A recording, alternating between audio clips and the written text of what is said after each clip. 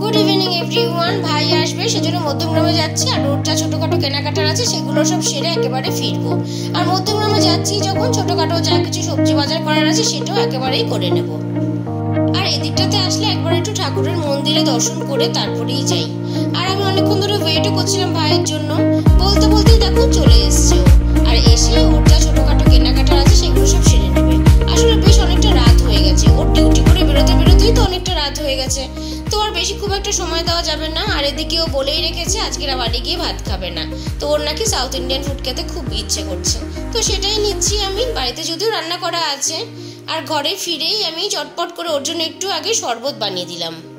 এই সকালবেলা বাড়ি থেকে বেরিয়েছে, সারাদিন ডিউটি করে এসে আবার এই টুকটাক কেনাকাটা করতে না অনেকটাই সময় লেগে গেছে। আর যাই হোক, খুব একটা বেশি রাতও করবো না, কারণ অনেকটা রাত করেই আমরা দুজনে ফিরেছি, আর কালকে আবার ডিউটি আছে। চলো তবে ডিনারটা এবারে সেরে নিই।